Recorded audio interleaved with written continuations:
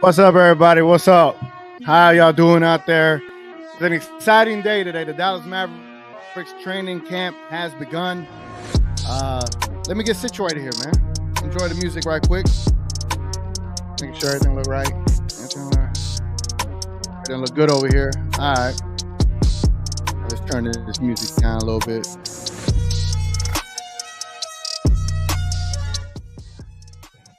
I might have to how about I just turn off the music? Yeah. Look, I don't have the strongest internet in the planet, so I have to make do with what I got. So I normally like to have music on in the background, but we're gonna have to roll with this in the way it is, man, because my internet ain't strong enough. But all right, so let's get into what we're going to talk about today, man. We're just gonna have a nice little casual stream here. I don't know why I'm glitching on the screen again. The internet, bro. I'm out here, way out here in Dallas. Anyway, so here's a few things that we're going to go over on this stream. Obviously, the Mavericks reported the training camp today, so there's a lot of news and clips that came out today. It's exciting stuff, man. The season is almost here. On top of that, we're going to live react. I purposely did not watch the Luka interview, the Jason Kidd interview, so I'm going to live react to those interviews with y'all. If y'all don't mind tuning into those, if you haven't seen them yet, we'll be able to look at them together. Pretty sure I'll get hit with a copyright strike. I don't care. We're here to talk Mavs and like enjoy how we go about live reacting to that. We're also going to react to some of the training camp clips where I saw one with Derek Lively and Luka. Just we'll review some of them. Also, we're going to talk about the Damian Lillard trade a little bit, but also how that impacts JRUE Holiday potential of being a Maverick, which was a very hot topic on Twitter today. We're also going to talk about Ayton. He got traded in that Damian Lillard deal, and what are our thoughts about it?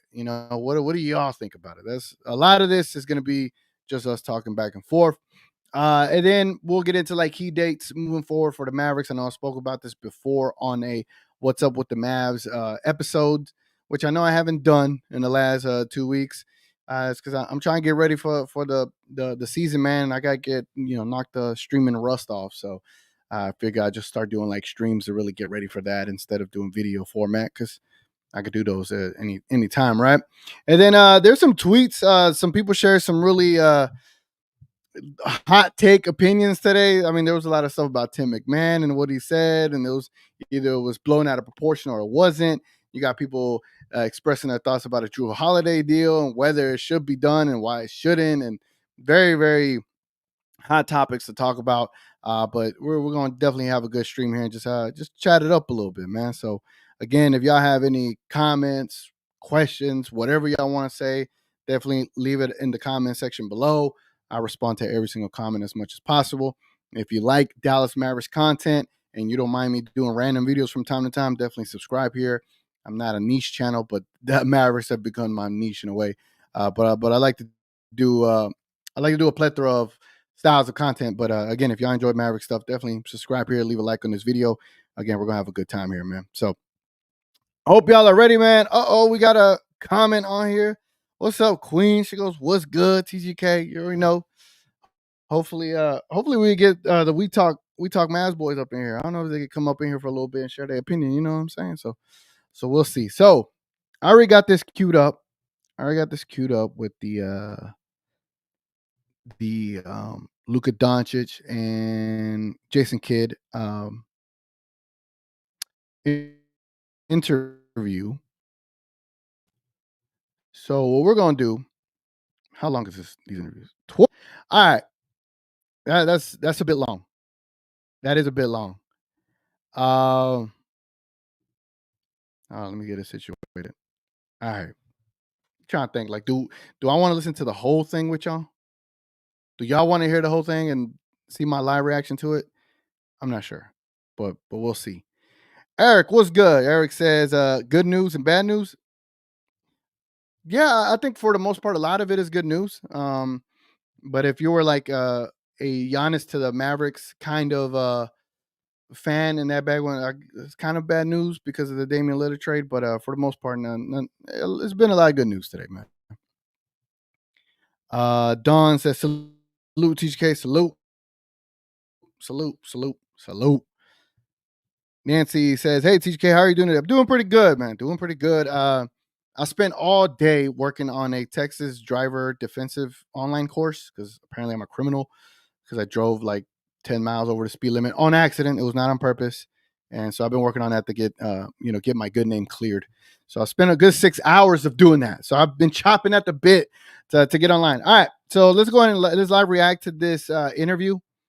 Again, if y'all get bored with it, let me know and we'll stop. But I'll give it a chance. We'll see what the hell they talking about. Hopefully, Jason Kidd gives us a little bit more than some cookie cutter answers.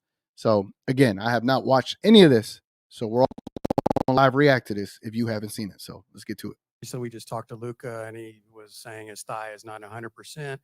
What will be the plan, or is there a potential plan in place for him? Is he going to be going through two a days, or will there be some tapering off during this period? Yeah, he's probably not 100%. Hopefully, we can get him as close to 100%. I think I might have mentioned this. Anytime you play, it's hard to be 100%. But for him to get as close again, I think he looks great. He had his first day was great, and so the topic of getting him stronger and getting him closer to 100% before the first game is the goal. And so, to answer the second part, yes, he will participate in 2 days. I know that's rare in today's NBA, but him and Kai will participate in the 2 days. We only have two of them. That's today and tomorrow. Just because of our schedule is a little different than just a normal preseason. We're gone for 12 days, so we're going to try to get as much as we can before we leave on Sunday to Abu Dhabi, and then go over there and put a little, review a lot of stuff, play Minnesota, and then we head to Madrid for the second part of that trip and review, and then play Real Madrid, and then come home, and we have over a week before we'll play Detroit. So we'll review and again try to put as much as we can. This is just a different preseason training camp, and so that's why we have the 2 days. All right. Let's see. Let's see. Hold on. Let me. Texas May says, "Wow, you got a whole what do you say? A whole 7 people in here. Hey, man. Hey, it's off season, man. It's about to be the main season. So who cares about the numbers, man? As long as whoever's in here enjoys it, that's all that matters, right? All right. So Jason Kidd said that Luka is not obviously 100%. Take at what you will with that. Um, uh, here's the tough part, right? All off season, I always talked about my concerns was Luka playing in the FIBA with the injury already, and then in FIBA he was getting having those little injuries back and forth. It is what it is, man. But I just hope that he could be 100% going into the season. I know they have some wiggle room there before they play against Detroit, as a kid alluded to. But knowing knowing that Luca is a little bit hobbled and he still has that thigh issue, 2 days is kind of crazy to my estimation to put him through. But I mean, they're the professionals, so at the end of the day, I would have to assume that they know what they're doing. But again, Jason Kidd wearing these caps, these backwards, having the hat backwards is hilarious to me. But let's get back to listening to the rest of this thing. Again, if y'all have any comments, let me know what y'all think as we go through this to see what we all thinking. Hey, coach, with a bunch of new players this season, who are you looking for to be leaders on the court, especially defensively with a bunch of new guys? Yeah, we do have a lot of new guys. Talking to those guys with the meeting yesterday was kind of eye opening how many new guys we have. But the big thing is when we look at our leadership. We look at the first two are Kai and Luca. And then, when you look at Grant Williams and Timmy, Seth, we have vets, Derek Jones Jr., guys that have played this league. And so we're going to lean on those guys early and often. But, the biggest thing is we're going to lean, heavy on our two rookies with their energy and their excitement and their ability to play defense. And then you look at Derek Live and D Live and Omax. Those guys, we're going to ask them to be leaders too, even though they're rookies. Coach, when you look at the chemistry between Luka and Kyrie, All right, all right. So I mean, that's a positive thing to hear. I mean, in all seriousness, I know a lot of us could be a little bit jaded on Jason Kidd. I know I have grown to be a little bit jaded on Jason Kidd. Again, I have a little bit of wiggle room for him, right? Like the how would I put it? What's the never mind. I can't even think of they say the leash, right? Like the leash is like very short on Jason Kidd. But it is good to hear that he is looking at the rookies in that manner. Now, I have come to know Jason Kidd says one thing and does the complete opposite.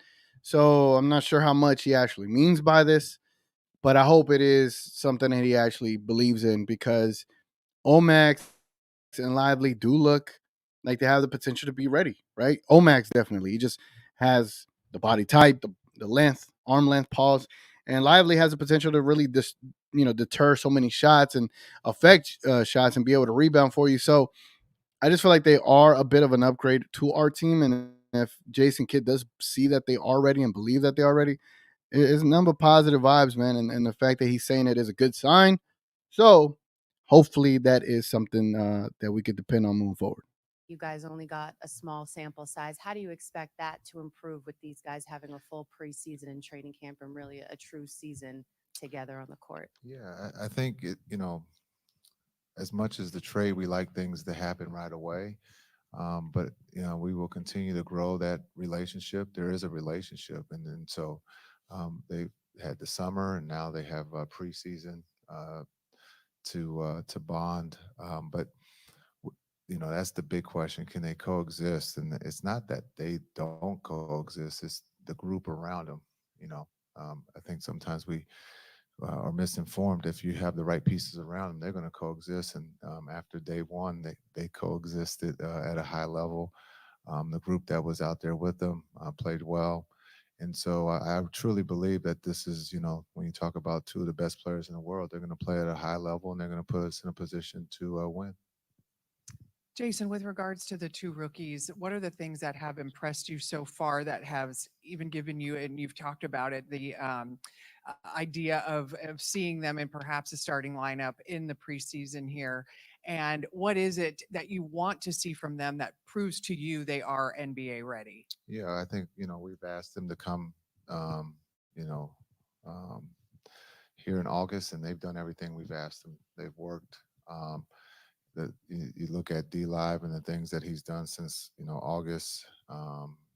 He's taken a big jump, a big jump for us here late. Being able to play with Luka in the pickup games, there's some excitement between those two. But I think the big thing is, Omax and those guys and D Live have worked extremely hard, and so I think when we talk about starting them, one of them probably will be a starter in with us. But we'll see. But I want to see how they react playing with Kai and Luca and Grant. And so far, so good. Interesting. All right. So the other day I did a live stream kind of reacting to Mark Stein's interview with Jason Kidd, and he kind of said the same things there. So he is staying consistent with that. And the fact that he is saying that he believes one of the rookies will be starting with him. I do see him starting them in the preseason, but I know him saying that he sees them one of them starting. I think that's pretty. How do I put it, man? Like that's all right. Let's put it like this. I have lost a lot of hope for Jason Kidd, and the fact that he is seems to be a little bit more open minded going into this season. For the life of me, when you heard what is it, Bob Damaris, or there's some other Mavs media guys that kind of stated that Dwight Powell, like without a shadow of a doubt, was going to be a starter, and that these rookies were going to get some G League time. And I just couldn't believe it. I didn't want to believe. Like, there's no way you draft these players with the potential they got and then send them to the G League. Like, I don't buy it. And I think it's really refreshing to know Jason Kidd is willing to start one of them, and hopefully that it is Lively over Dwight Powell. I understand you want a veteran in that role. I do too, but I think Lively will be an upgrade over Dwight Powell. in all seriousness and with all due respect. You know what I'm saying? But that's my 2 cents. Nancy says, you need to listen to Luka's interview. He was super excited about Lively. He said he is developing a connection with Lively. He's excited about it. We're gonna get to that, Nancy. This has Luka's part in it as well. Over here, as you can see. So maybe we could skip Kid's part. I'll listen to one more question from Kid because Kid could sometimes be a little. He could drag out an answer sometimes because you can tell he don't want to be there, but then also he's just trying to say enough. I think he's only giving us a little bit, but we'll see after this next question. If the next question don't give us anything, then I'll move it straight to Luka. So appreciate the heads up. Jason, this is obviously an unusual preseason as far as the games that you're playing and how they're spread out, because these are high-profile international games, and then Luka's homecoming in Madrid. Is there any more pressure to play it, for lack of a better phrase, honestly, as opposed to going through the entire roster and giving the entire roster a chance to play? Yeah, I think there's got to be a balance.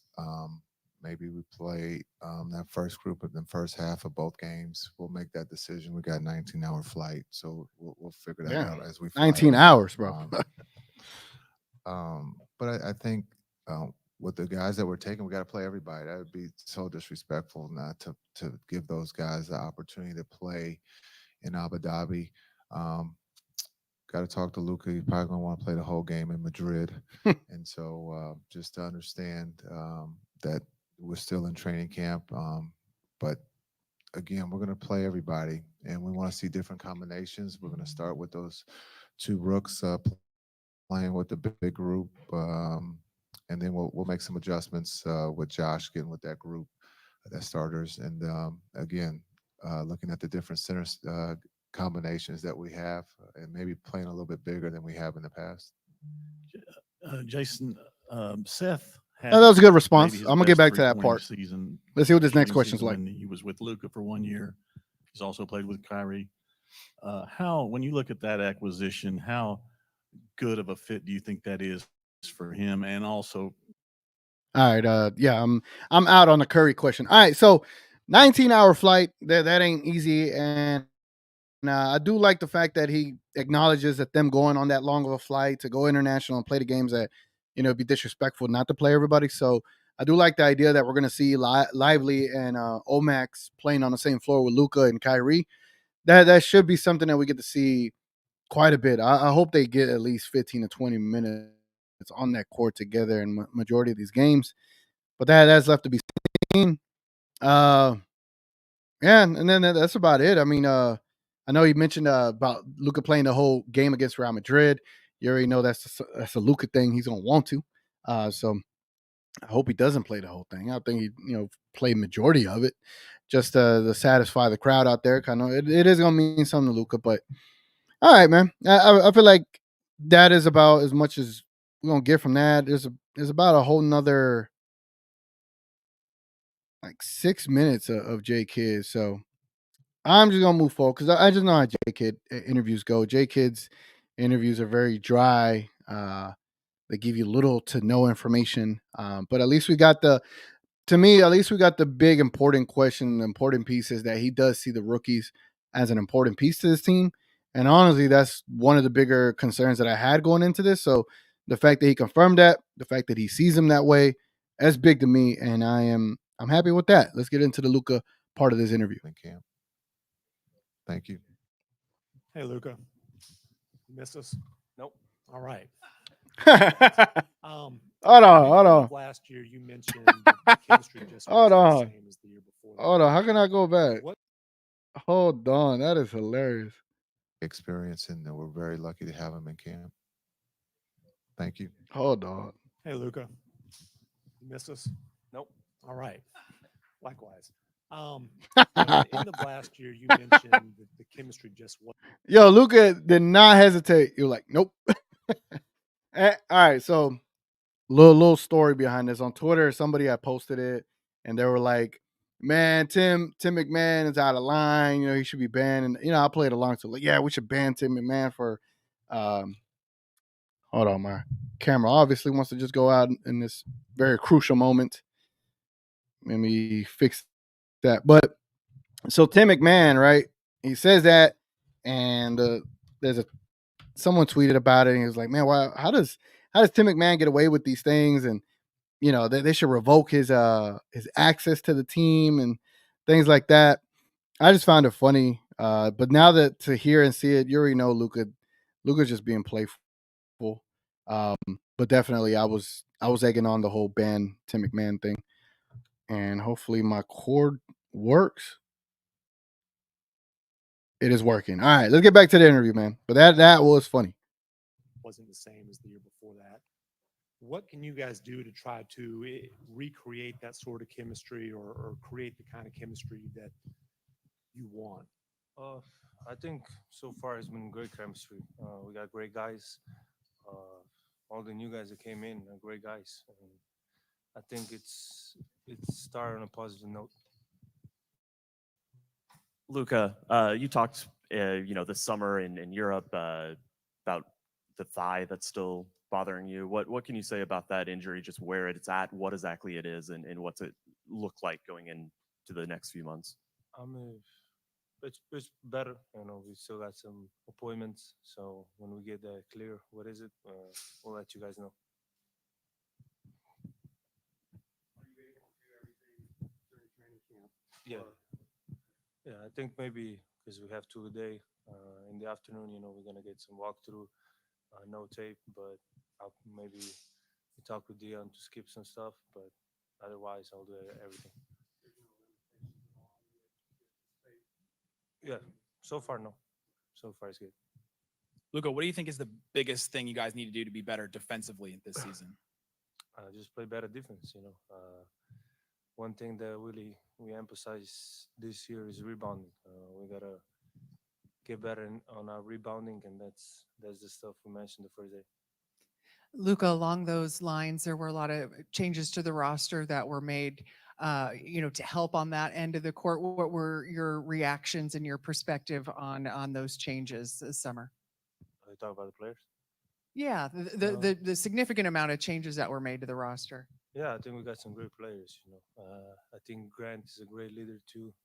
He talks a lot, so sometimes too much. But he's a great guy, and he's gonna help us a lot. The both rookies, they're great so far. I mean, we played 2 times pickup, and they were great.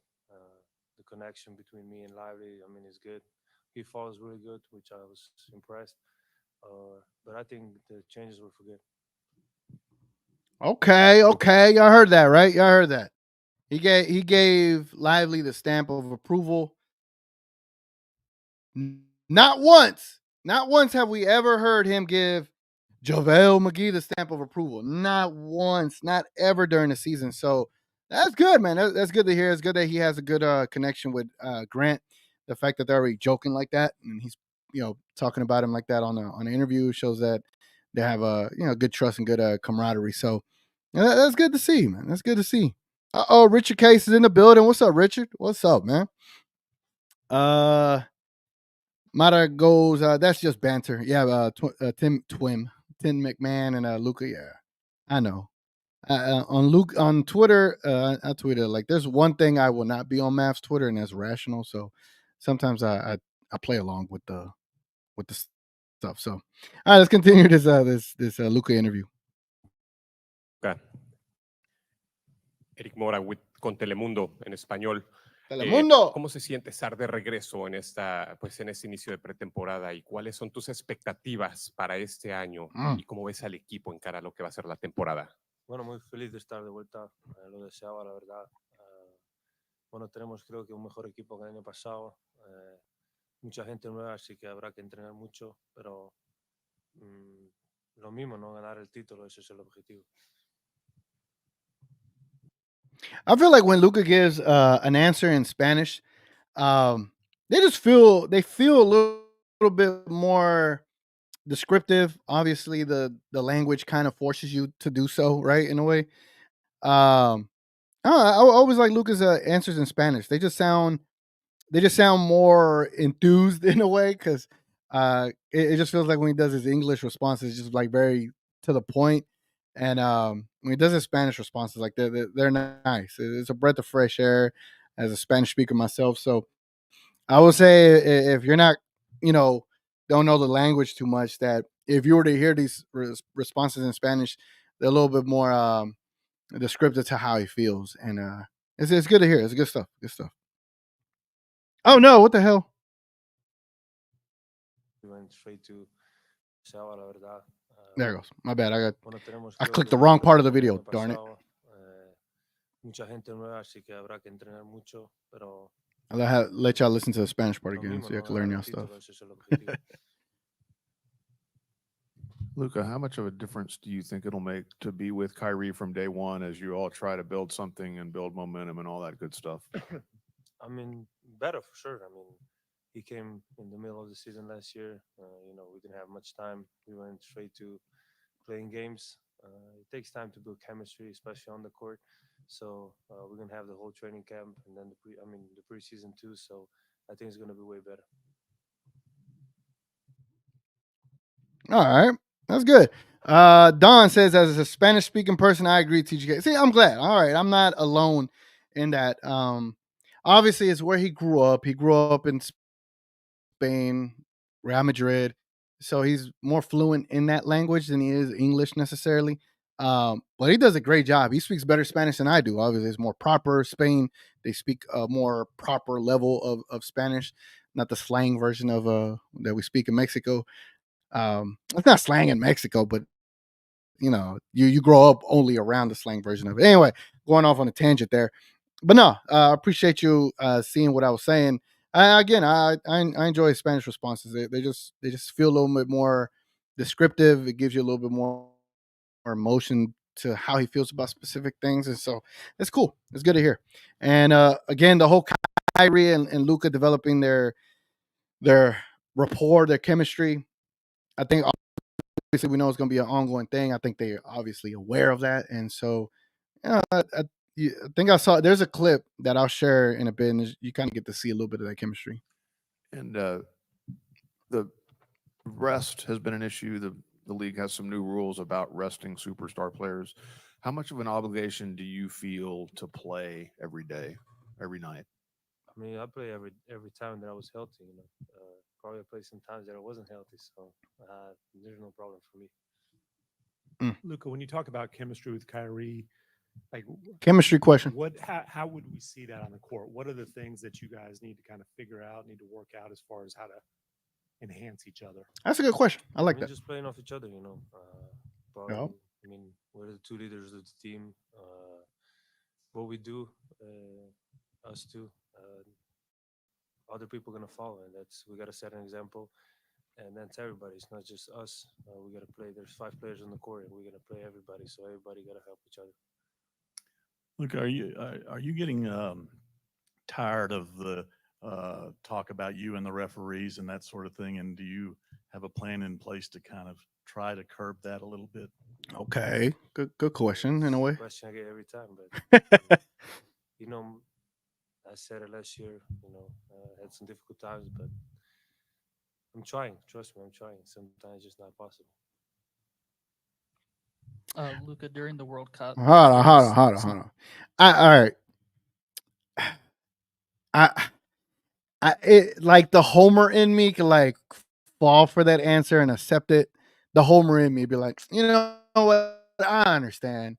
You got sometimes you just have a thing like on TikTok where females will share their icks about men, you know what I'm saying, like that. And maybe one of Luka's icks is referees, you know what I'm saying? So I understand, but it's like I think it's becoming big enough of a distraction for what he does during games that I think if he really puts his mind to dealing with that in a better way, like compartmentalizing the fact that these referees did not call that foul for you. I think if he could truly work on that, it'll help our team in the long run. But I know on the surface, him just saying, I'm working on it. Trust me. Like, all right, I would accept that. I would have accepted that, but maybe we need to ask him in Spanish. We'll probably get a better response in Spanish. But yeah, man, I really do hope he works on that just for the betterment of the team at the end of the day. When you're running back on defense, whether you're trying and you just can't guard, that's fine.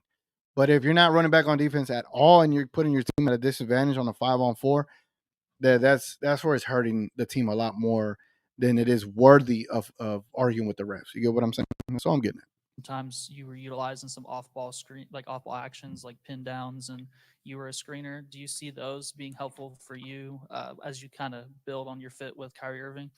Sure. I mean, like I say, all ball stuff, I got to be better. I think I did a step forward this summer.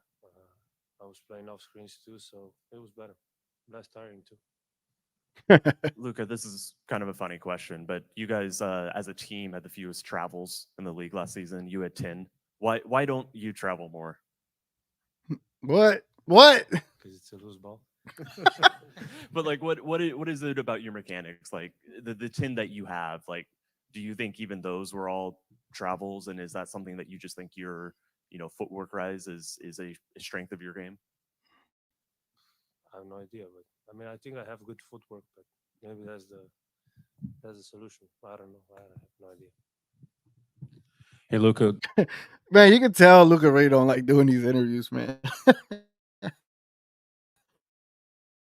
Luka does not enjoy these press conferences. I mean, I understand why he doesn't. I know he probably has a perception about the media that he does. I definitely hope as he grows into this role more and more that he enjoys it a little more. But I know you could sense the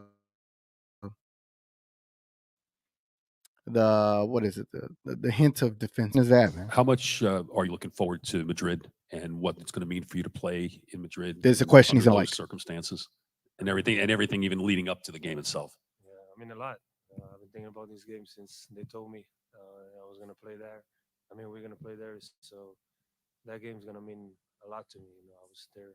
I was raised there. I was tried to learn how to speak there, English, Spanish, well, everything. I learned how to play basketball, so I mean that's my second home for sure. So I'm very excited to be back.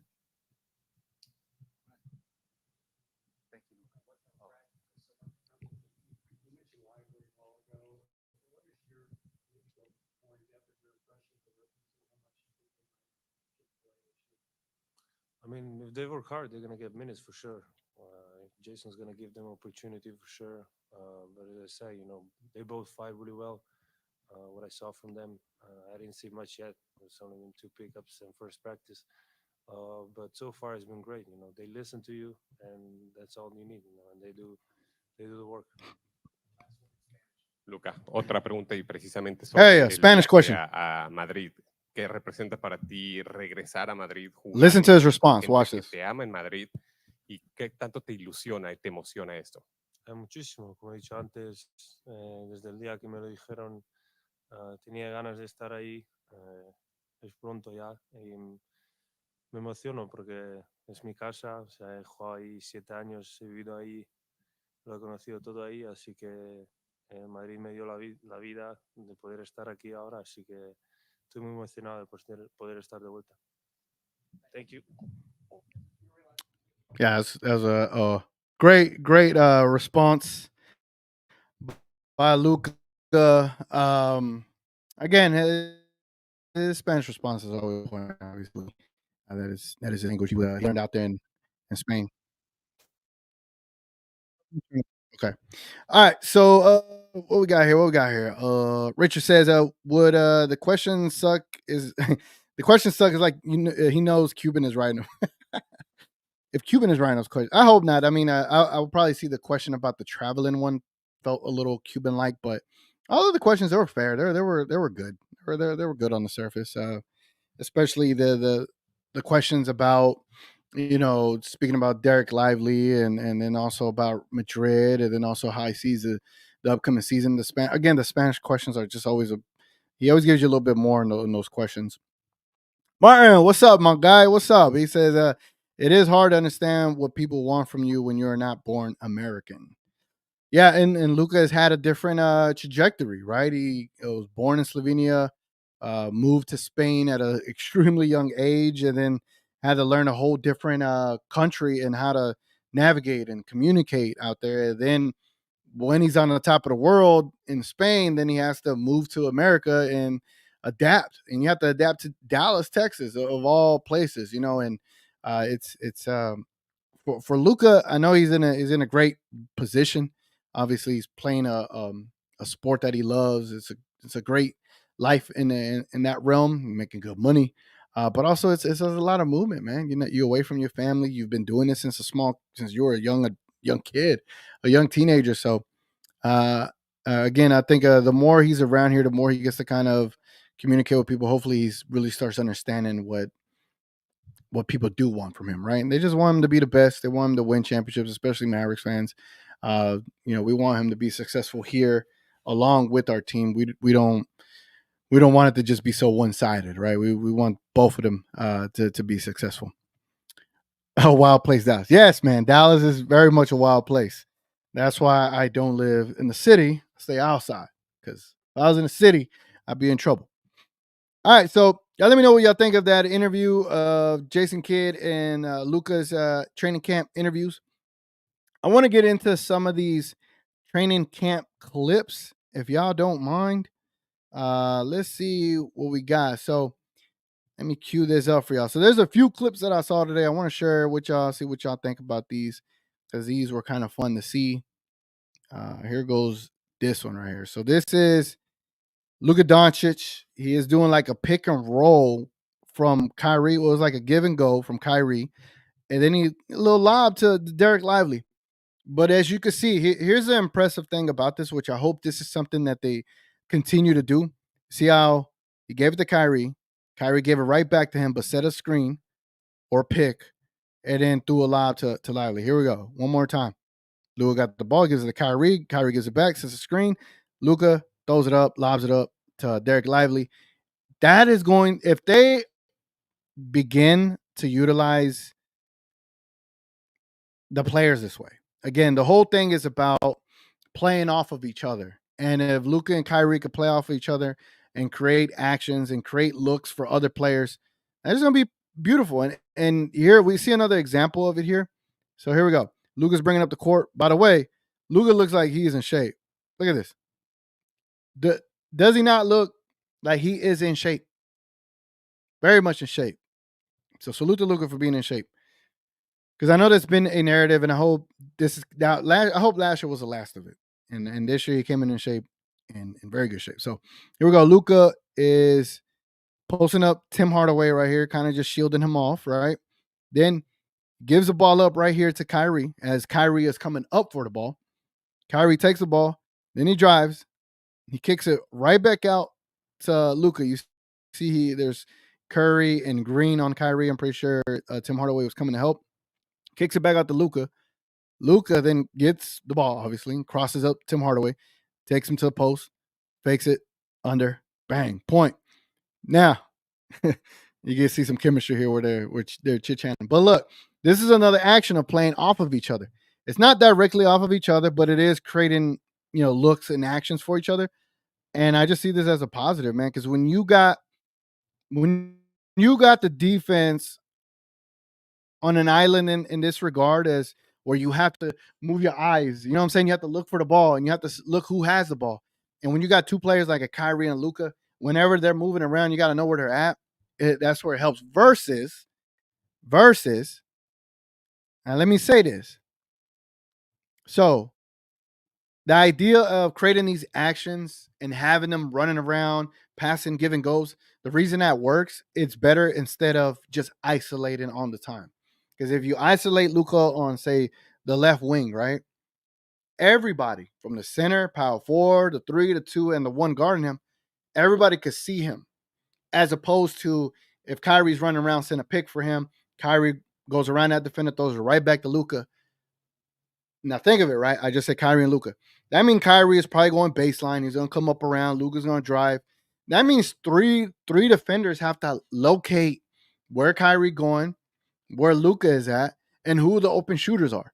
As opposed to if you're just ISOing it up, and Luka's at the top of the three, ISOing, and there's no movement. You get what I'm saying?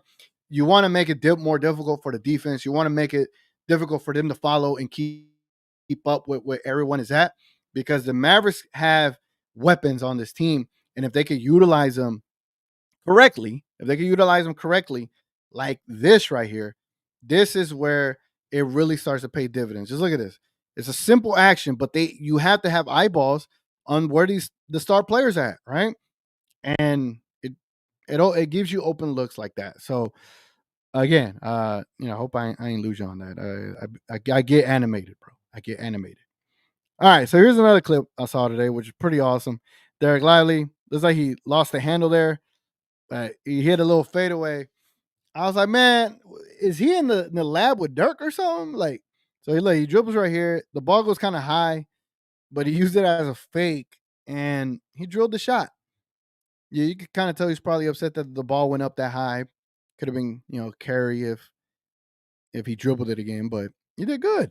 That's a good move. That's impressive for his size and the fact that we didn't know he had that in his bag. So look at how high the ball went. He caught it. Like, F it. We're just gonna shoot here. Good little fake out. Good little shot there. Pretty interesting to see. An interesting development, as one would say. What the hell? Let me go over here. Richard says Stephen A isn't going to Milwaukee. Yeah, Stephen A ain't going out there with Dame time. Richard Case says, TJ Carroll, boy, freshly married, mama getting him into shape, baby Luka, and how long? Richard. Oh, are you talking about Lively? Oh, yeah. Lively did just show more than Dwight. Completely. I've never seen Dwight pull that off, which is very impressive by Lively. Richard, if you don't mind retyping this comment, that way I fully, because I get lost, man. I get lost sometimes, and I know you be typing fast, so if you don't mind retyping that for me, so I can understand what the hell we saying here. All right, let's look at another clip. Let me move this into a bigger view so you can see it. Here we go. So Kyrie, they kick the ball out to Kyrie. Kyrie dribbles in a little floater. Again, this ain't much. But I know this is gonna be overreaction training camp. I do think that we're just all excited, man. Here we got Derrick Jones Jr. right here. Well, what else we got? We got Josh Green and Maxi Kleba.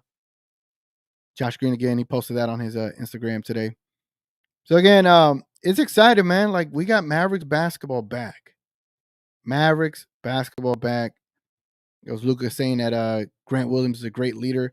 Honestly, the fact that Grant Williams is a part of the Players Association, and the fact that he also has been with the Celtics and has been a part of a NBA Finals. It's good to have a player like that here, man. It's definitely having more players that are a dog on defense and a character guy. It's good to have. I mean, we got Dwight Powell, but it definitely helps. If we could watch this play one more time, can we just watch this one more time if you don't mind? Let's watch it one more time. Luka gives the ball to Kyrie. Kyrie gives it right back, sets a little screen, and then bang, we throw it up to Lively. Now, imagine we do that play again, right? And the defense is like, we're going to collapse on Lively. All three of us are going to come down and stop it. And that leaves who open, ladies and gentlemen? That leaves Kyrie Irving open. And Kyrie Irving open at a three is, my last looked up, was like a 60% shot that goes in. What more could you want, especially if Lively develops into being a standout player? Anyway, that was a great play, and I hope we see more of that this coming upcoming season. Let me go ahead and adjust this over here. Put this down here, and let me see if we can play some background music. There. I need something in the background. You feel me? All right, man. Let's get into the next topic. The next topic is the Damian Lillard trade. Bro, that is a bit of a trade. Hold on.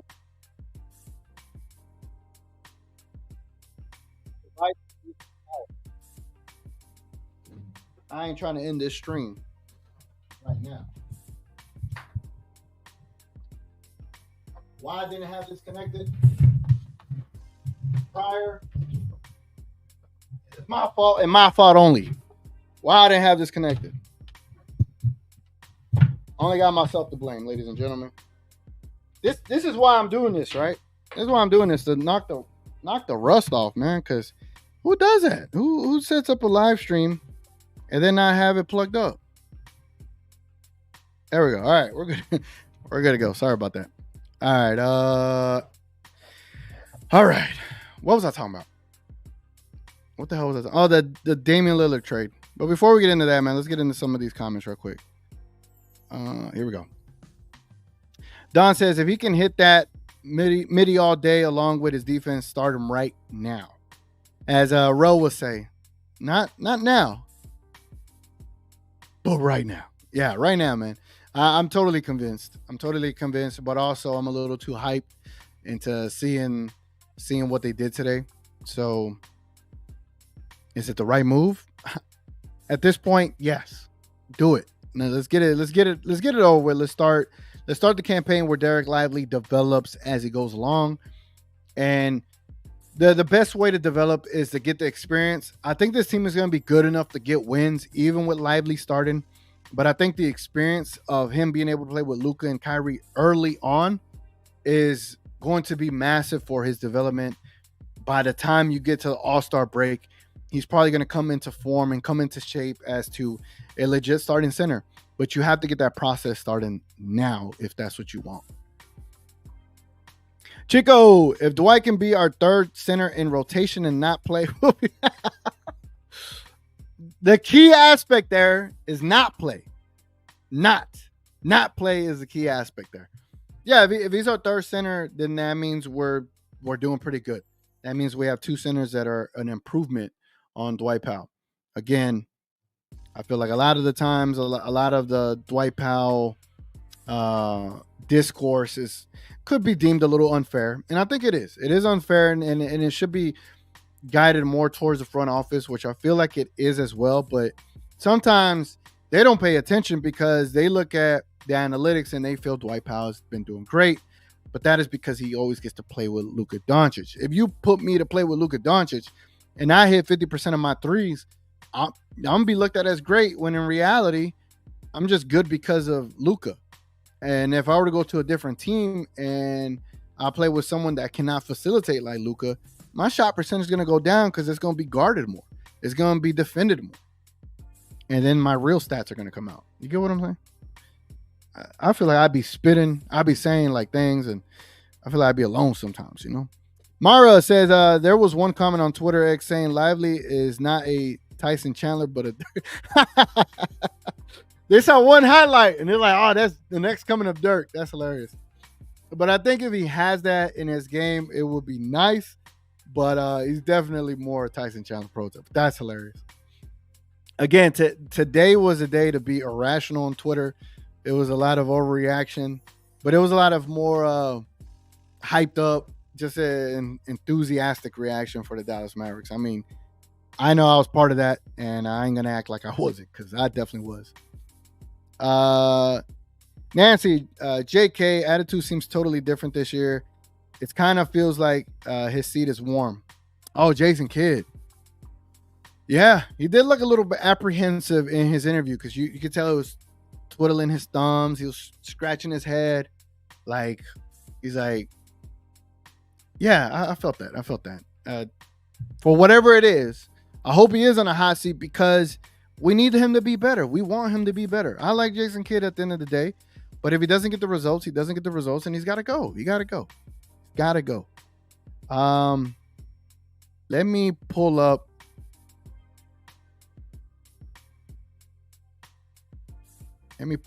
This. I thought I almost disconnected my stream. Technology, man.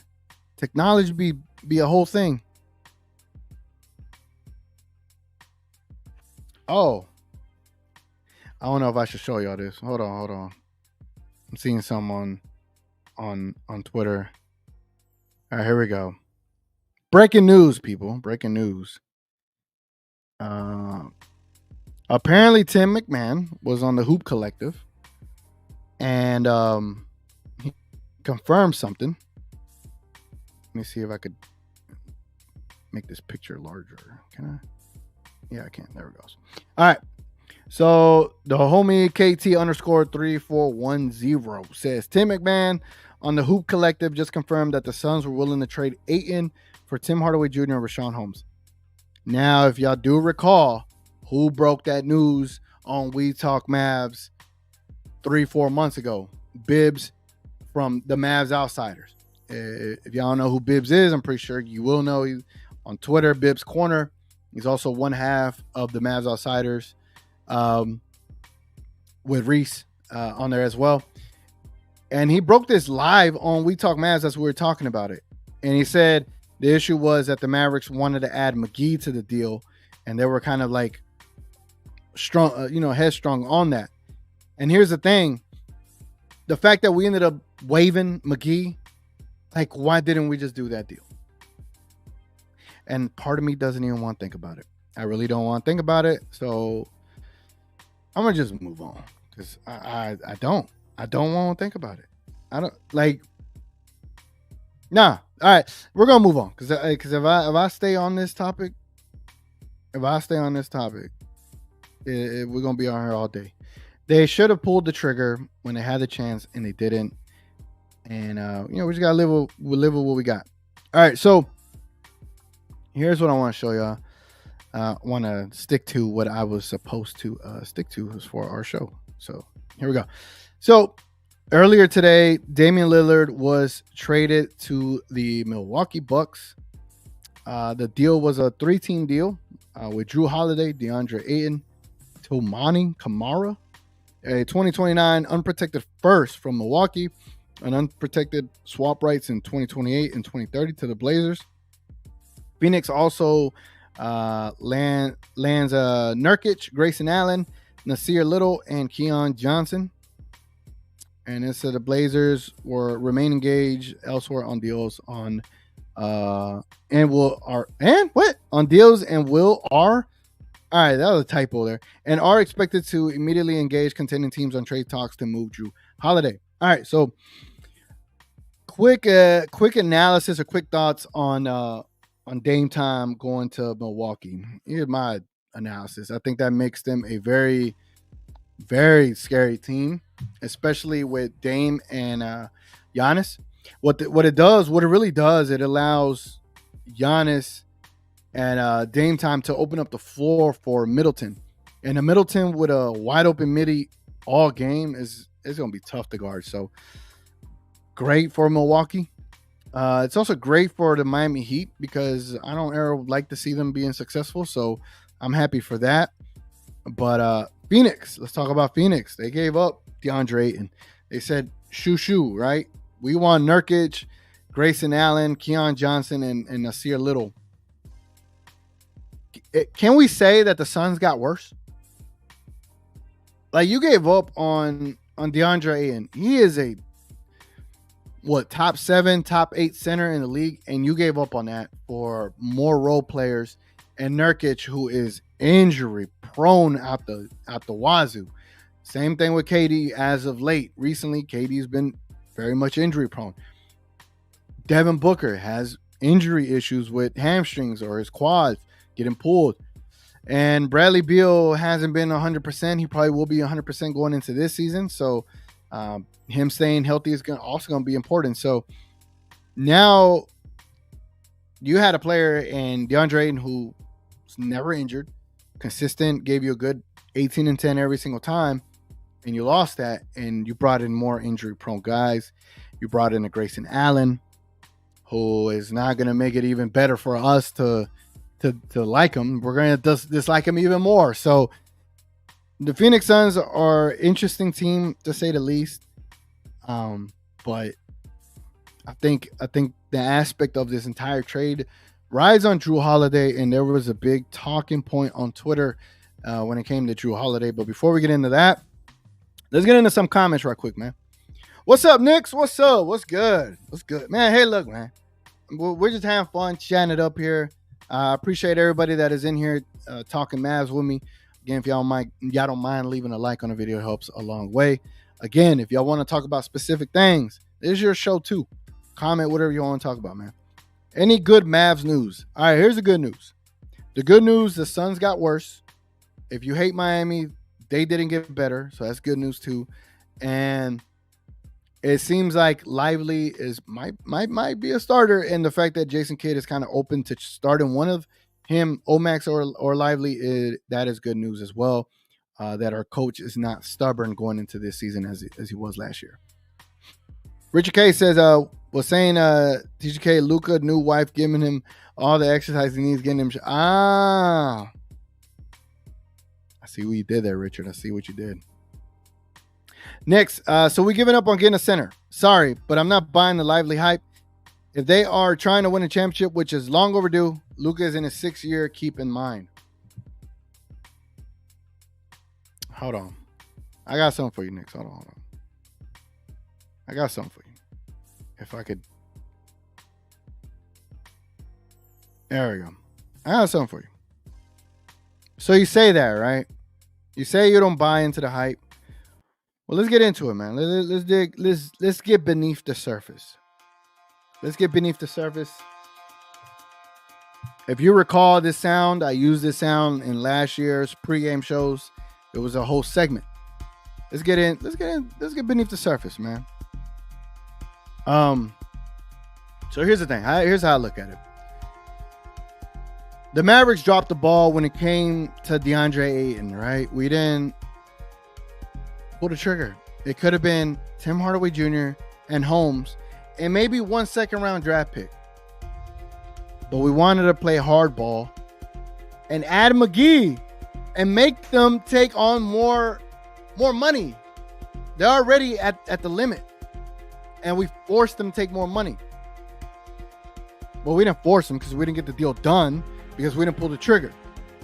So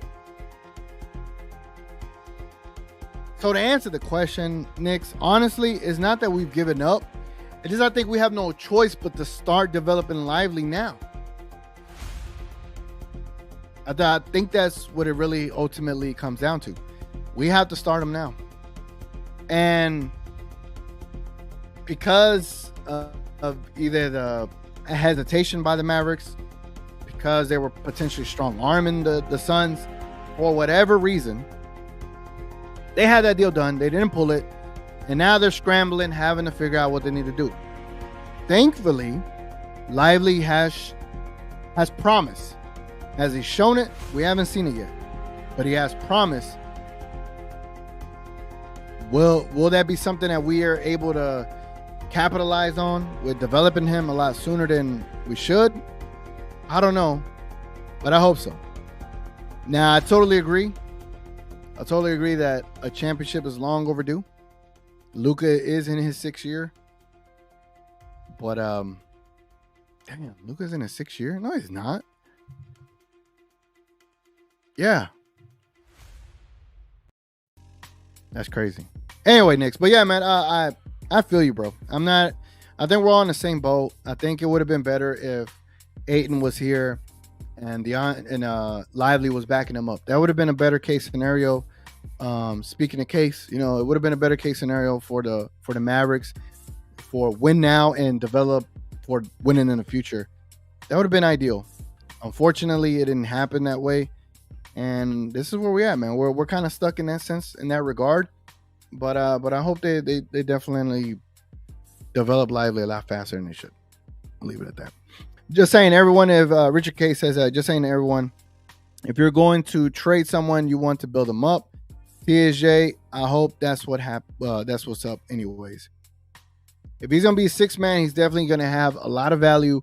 Knowing that he's got 1 year left on his deal, you could probably get something that'll help you win ASAP. Nancy, the Suns got 4 players in this trade. DeAndre Ayton to Blazers. What are your thoughts?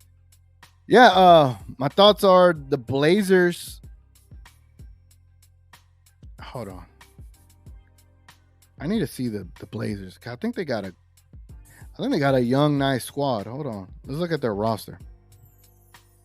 Let's do that. If y'all don't mind. Real quick. Let's look at this. Let's look at the Portland Trail Blazers roster. Will ESPN have it updated? I'm not sure.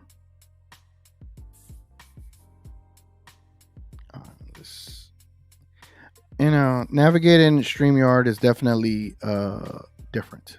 Definitely different. But I'm getting better at it. Again, I'm trying to work all these kinks, knock off all this rust, so that way these pregame shows are good. All right, so they got DeAndre Ayton. Bro, they also got a 7-1 center. How you say it? Oh my God! All right, that's saying way too much. All right, they also got Moses Brown, former Maverick. Taumani Kamara, he was part of the trade. Jeremy Grant, he got re-signed. Scoot Henderson, JRUE Holiday probably won't be on that team. Kevin Knox, he's a decent player. Shaden Sharp, he's got potential. Anthony Simons, really good. D. Steibel, good little wing defender. Jabari Walker and Justice Winslow. Okay, so they got 1, 2. Chris Murray, anybody else? 1, 2, 3, 4, and 5. They got a good starting 5. If you consider Simons and Shaden to be starting alongside Scoot Henderson, Jeremy Grant, and DeAndre, that is a pretty solid starting 5 in terms of like youth and moving forward. Do I like their team? I think they got a good team. In that regard, I think that they could definitely develop and build with the youth movement that they have now. But I guess the Blazers could say they finally got their healthy Greg Oden, right? But I wouldn't be too concerned about the Blazers. I think in a couple years they'll be good, especially once Scoot Henderson comes into form. Scoot Henderson is going to be a dog, man. Nick says, Suns aren't that stupid to accept that trade. Fake news. Look, man, it was rumored that they would have. It was rumored that they were going to, actually. Rumored. Suns took another L. I feel like they definitely took an L with that. Oh, my bad. All right, we're going to read off the last couple of comments, and then I'm going to get into the hot topic of JRUE Holiday to the Mavs, and I'm going to show you why it just will not work if you were a fan of going to get JRUE Holiday. So let's get into the rest of these comments, and I'll get back to the JRUE Holiday. Is it Ma or M-A? However, salute to me, salute to you. Appreciate you watching. Again, y'all leave a like on here, man. It helps me a lot. That is all I ask for. Y'all don't mind just leaving a like, man. Helps the channel grow. Nick says, not going to trust the rookie to be the defensive anchor, which he's going to have to be, of a championship team. But my main concern is how will Luka feel after another year of not getting out the West? Oh, man. I ain't gonna lie, Knicks. Yes, that is tough. That is tough. I'm not gonna lie. There's no way to sugarcoat it unless you get to the trade deadline and you feel like you need a starting center. Maybe a Tim Hardaway and a Josh Green gets you that with a second round pick. I don't know, but I think we're on the same page that we need a starting center, like a defensive one, a starting one. And I know rookies aren't necessarily the most dependable, player archetype to rely on for a championship run. I totally agree with you. And trust me, I know my homerism might be seeping through the airwaves, and I apologize about that. But I see what you're saying. But my homerism be taking over sometimes, and I just hope he becomes like a Kessler Walker for us, right? If Derek Lively as a rookie can become a Kessler Walker, then you talking. You got a chance. But again, that's just a real optimistic side of me. But you got to bring me back down to earth, right? So I appreciate that. But I'm acting like I didn't see that comment. Mara says, Ayton wanted his touches a la KP. He's a worse version emo, and he'll get that in Portland with Scoop. You know what? DeAndre Ayton might be a fantasy player to get. Like if you do daily fantasy like I do, or even like a fantasy league, DeAndre Ayton might have a season this upcoming year. That's a good point. I'm gonna have to take his overs on everything. Nancy says, Holiday, they are talking about training him right away. Yeah, we about to get into that. Black Noir, what's up, Black Noir? Says, is Lively ceiling higher than Walker's? All right. Duke background was he rated higher than Walker Kessler? I'm not sure. I don't know how highly rated he was. Let's see. Let's do some search. Walker Kessler national rank. Shouldn't take us that long. I know Derek Lively was kind of ranked up there. Okay, so it says Walker Kessler's position rank, national rank, was number 17. Okay. Just going off of what I saw, let's go with Derek Lively. Y'all ain't seeing this because I'm doing this on a different tab. Derek Lively was number 2. Okay. So Derek Lively had a higher rank by what? 14, 15 positions? Or 14 positions, something like that. I can't even count. 15 positions. Yeah, 15 positions. I don't know. Anyway. But yeah, so is it ceiling higher? Yeah, it would have to be. As far as I saw a stat, like as far as like Lively's block ratio efficiency or something like that, it was right there or above Walker's was in the NCAA. So there's that. There's a little bit of a comparison there, but he's definitely a guy that's going to affect not lobs, but he's going to affect floaters, layups, even jump shots. He's going to be that type of player that impacts that, and he could go get a rebound. You've seen him be able to do it. So I think it's higher. Richard K says, I watch him with the Pels. Nancy, my second team. I love the man, but 33 years old and starting to slip. Yeah. We about to get into JRUE Holiday. Let me see these other comments. Let's see what McMahon said. Nancy says, man said this a while ago. Plus, I can't see the Suns really wanting to see the Mavs get him considering the rivalry. True. But again, I'm gonna give all of the benefit of the doubt to Bibbs in his source that he had and believe that what he told us, because he was on that told us weeks in advance before it actually broke. So there had to be something to it. You know what I'm saying? There had to be something to it. Yeah, that was a good question, man. That was a good question. Rich Case says Lively is more athletic. And Noir agrees. All right. Here's what I want to show y'all, ladies and gentlemen. Fans poll. Let's see if they got this updated. We're going to add this so y'all can see it. Let me make this bigger picture. And let me go turn off the music because my internet cannot handle it. It was so nice hearing the music in the background. You know, just like we just vibing type deal, but I guess we can't have everything we want. All right. JRUE Holiday. So team number 1. Okay, so JRUE Holiday got traded to the Blazers.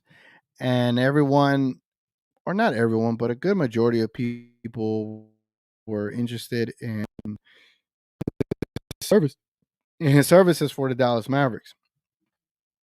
Not sure if the Fanspo has updated this. They haven't. I don't think they are because the deal has not been finalized. But look, JRUE Holiday is making $36.8 million this year. What it appears like. Y'all see that? Yeah, y'all see that. How about I make this a full screen for us so y'all can really see what I'm seeing. I'll put myself down here. There it goes. All right. So JRUE Holiday, $36.8 million. All right, and I know, do they have any cap space? No, the Bucks don't have no cap space, nor do we. All right.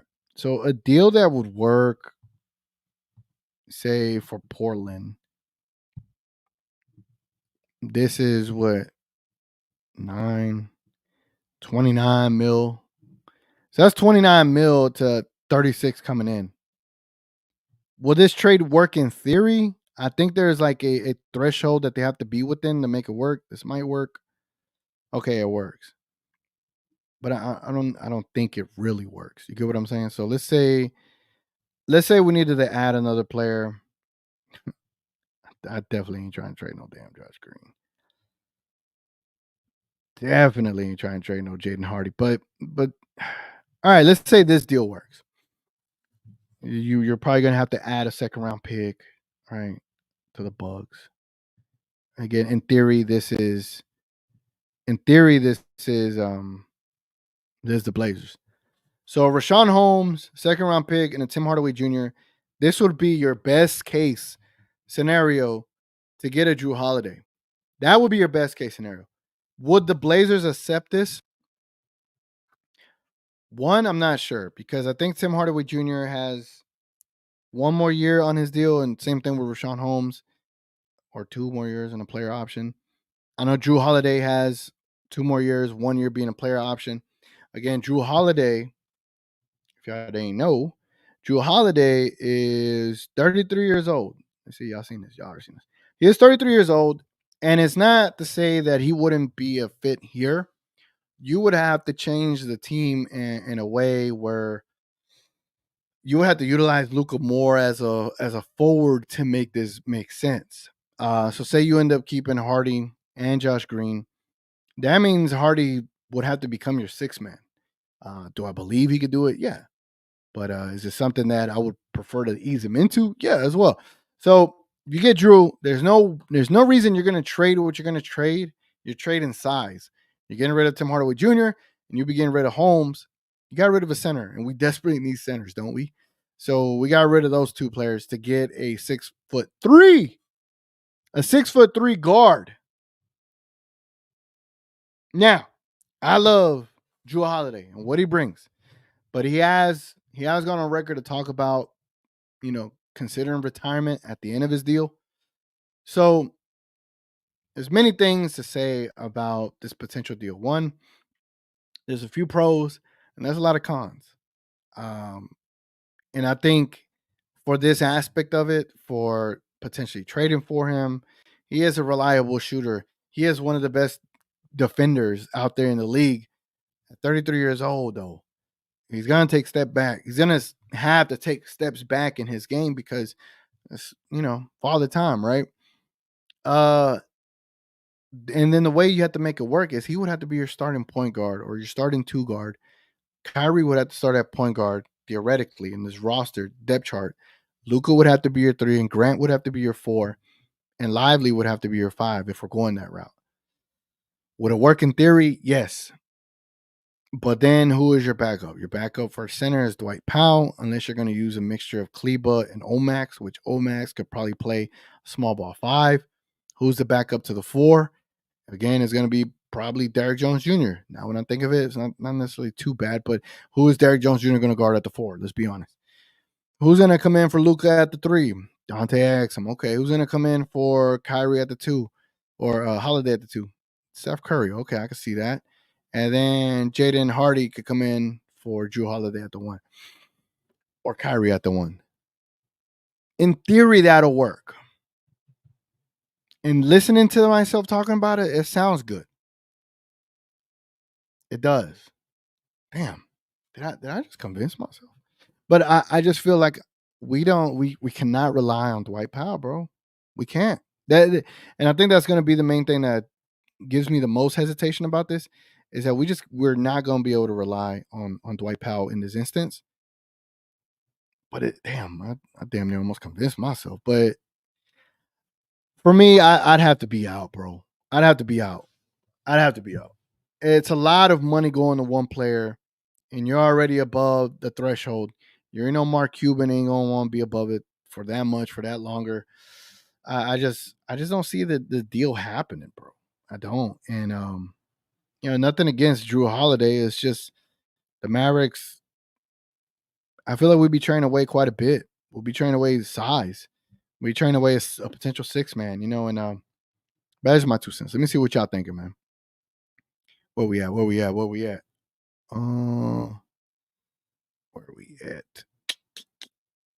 Having to get caught up here. Oh, here we go. Rel's in the comments. What's up, Rel? We talk Mavs in the building. You already know. Salute. Richard K says, Drew plays hard, and he is as fine of a human being as Dwight is that community service award. See, I gave Dwight a compliment. Yes, you did. Yes, you did, Richard. Good job.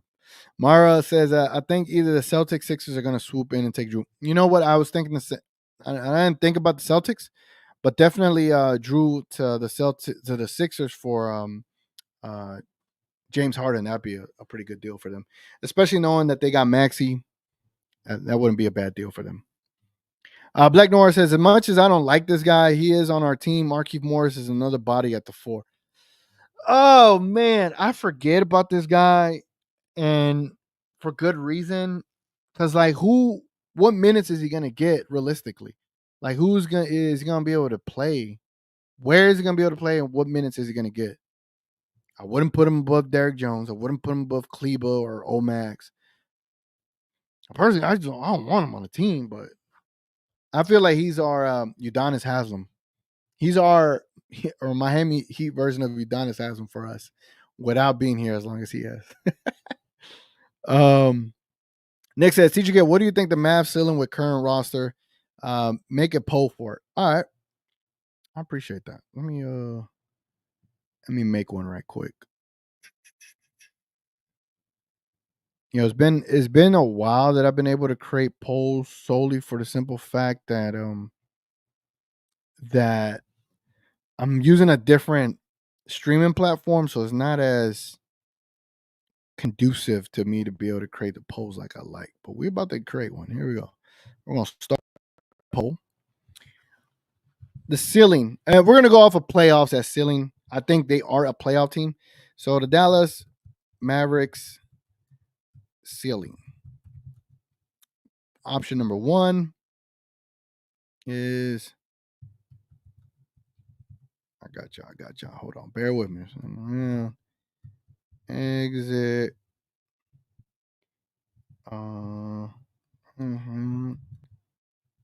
Exit. Oh, I'm about to create a good poll. Here we go. Let's see.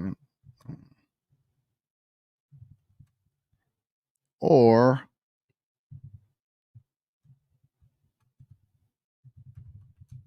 here we go. I'm about to place a poll. I need y'all to vote below and see what y'all are thinking. Here it goes. It is now posted. The poll is Dallas Mavericks ceiling, either a second round exit, first round exit, Western Conference Finals appearance, or an NBA Finals appearance. Sound off in the poll below, man, if y'all don't mind. And let me know what y'all think. For me, if I were to be completely honest, I think the ceiling, I think the floor. How about the floor? For me, the floor is second round, a second round appearance. That's the floor, like with this current team. They should be able to make the second round. If they're healthy, if they play well, if Luka and Kyrie play off of each other, I think that's the floor. Now, say you end up getting best case scenario where Omax develops into being a shutdown defender because I feel it in my bones. Pause. I think he can be, bro, and I think we'll probably not a shutdown this year, but he's gonna show glimpses of it. And you know, like who was that player for the Nuggets? Braun, right? Or Brown, whatever. He played really good for them. And I feel like Omax can have even a greater impact than he did. So that's how I see it. If Derek Lively can show signs of being a Walker Kessler for this year, then I could see the Mavericks ceiling being a Western Conference Finals. I really can. I think we gloss over the fact of the Kyrie impact. We gloss over the fact of what Luka could do. He is a generational talent. And I think when you have those two players, once they got their chemistry down and when they're going against other teams, they're going to be extremely hard to stop. And then you added a Grant Williams, you added a Seth Curry, a Jaden Hardy second year, a Josh Green leap year. Hopefully he has a big leap. Then it does feel like a Western Conference. But again, that's just wishful thinking as well at the same time. Like Nora says, Drew could end up in Denver. Just saying, don't sleep on the defending champs. Drew could end up anywhere. It's just teams have to match They have to match the money. They got to make the money make sense. You feel me? And will they be able to? That's gonna be a big question. Uh, so, ugh, I don't know. Like Denver would be scary with Drew for sure. Nick says, finals, Western Conference Finals, first round playing. Yeah, I didn't consider playing. I think they're definitely not going to be a playing. I hope not. Nancy says if they need physicality, he could give it. J Kid only gave them like 2 to 3 minutes and then take them out. That is a tough part about Jason Kidd is there's a lack of consistency with the way he goes about his roster distribution as far as his minutes, especially with like C Wood last year. Remember against the Suns, game 1, he came in there and did great. In the middle of his hot streak, of his hot moment, he pulls him. And there's been plenty of times where he pulls a player that is hot, that is helping you offensively, helping you extend the lead, and he'll take him out. So hopefully we get a better Jason Kidd this year for sure. Nick says, vote a second round exit. I would have voted that too. For sure. So far. All right, so with 9 votes, again, if you haven't voted on the poll, definitely vote on the poll. It helps to see what everybody is thinking. We put on the Dallas Mavericks ceiling. Again, I have them going to the playoffs. Do y'all think it's a second round exit, first round exit, Western Conference appearance, or an NBA Finals appearance? Again, this is the ceiling as what you think this is the best that they could be with the current roster that they have. I'd say second round exit, but that's me. Mara says the Giannis to Dallas dream rose from the dead after his recent comments, but the Bucks killed it again with the Dame trade. Someday, ... I think, honestly, I think the Dame trade to the Bucks kind of helps the Mavericks in a way. Hear me out, right? Let me show you something. What is so Giannis? He's got 3 years on his deal, 46 mil per year. I'm pretty sure it's going to be more than that. With the years as they go along, he'll get paid more. Damian Lillard has 4 years left on his deal, 45 mil per year. Currently, he's 33. Giannis has 3, so he probably has a 2+1. So say they play for 2 years, Lillard's going to be 35, 36 in 2 years. And I think he's going to not fall off, but he's going to fall off from what, we expect him to be as a player. So I think in 2 years, we know he's not going to be the superstar that he is now. And Giannis is going to be like, you know what? I got a 2+1. I could opt out. I could do a sign and trade, go to the Mavericks and play with Luka. Luka would be what, 26?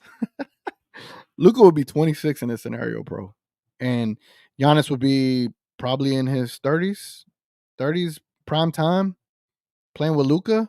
Let's see what Giannis' age would be by 2 years from now. So he's got 3 years left. What's his contract? Okay, so right now we're in 2023, right? So yeah, so you got 2+1. So he's got a player option in 2 years. So say, and he is 28. So Giannis will be 30 years old when he potentially could play with Luka. That'd be crazy, bro. That'd be crazy. He'd be in the prime of his career. Braun. I don't know if y'all seen Piggy Doll from TikTok. When I said Braun, I thought about her and how she be saying things. Like she be saying yes. All right. He says Braun. Yeah, he was solid. He was, especially in NBA Finals. You saw what he did. You need those kind of players in the NBA Finals to get you over the hump and to definitely win a championship. So I think old Max could definitely do that. Nick says, how realistic is Lively averaging 10 rebounds and 2 blocks? I don't think that's realistic. I think Lively, if he's starting for you with Luka and Kyrie, say 25, 28 minutes a game, I think he's giving you somewhere around like, I'm being honest here because with Kyrie and Luka, how easy they can make the game for him. I think he could average like 10 points. As far as 10 rebounds, I'm not sure. I can see like 7 to 8. I can see 7 to 8 rebounds, which is double what Dwight Powell gets you. So he doubles the points and he doubles the production of what Dwight Powell gives you. Dwight Powell gives you no blocks. So I think Lively can average probably 1.2 blocks per game. Again, it's more than what Dwight Powell could give you. So I think averaging 10 rebounds and 2 blocks is a bit much. But if he is going to end up being the Walker Kessler that I hope him to be, that's what he would have to average, to be honest with you. I can see him getting 10 and 2. I can see it too.